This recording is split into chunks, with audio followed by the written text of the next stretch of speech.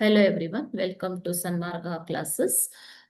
ಮುಂದಿನ ಪ್ರಶ್ನೆ, ಭೂಮಿ ನಮ್ಮ ಜೀವಂತ ಗ್ರಹ ಎನ್ನುವಂತಹ ಚಾಪ್ಟರ್ ಇಂದ ಭೂಮಿಯ ವ್ಯಾಸವು ಸೂರ್ಯನಿಗಿಂತ ಎಷ್ಟು ದೊಡ್ಡದಿದೆ? ಸೂರ್ಯನಿಗಿಂತ ಎಷ್ಟು ದೊಡ್ಡದಿದೆ ಅಲ್ಲ ಮಕ್ಕಳೇ, ಎಷ್ಟು ಚಿಕ್ಕದಿದೆ ಅಂತ ಆಗ್ಬೇಕು.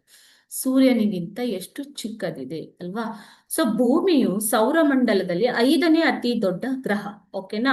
ಸೊ ಈ ವ್ಯಾಸವು, ಭೂಮಿಯ ವ್ಯಾಸವು ಸೂರ್ಯನ ವ್ಯಾಸಕ್ಕಿಂತ 107 ಪಟ್ಟು ಚಿಕ್ಕದಿದೆ. ಓಕೆ, ಸೊ ಸೂರ್ಯನ ವ್ಯಾಸಕ್ಕಿಂತ ಭೂಮಿಯ ವ್ಯಾಸವು 107 ಪಟ್ಟು ಚಿಕ್ಕದಾಗಿದೆ. ಅದೇ ರೀತಿ ಚಂದ್ರನ ವ್ಯಾಸಕ್ಕಿಂತ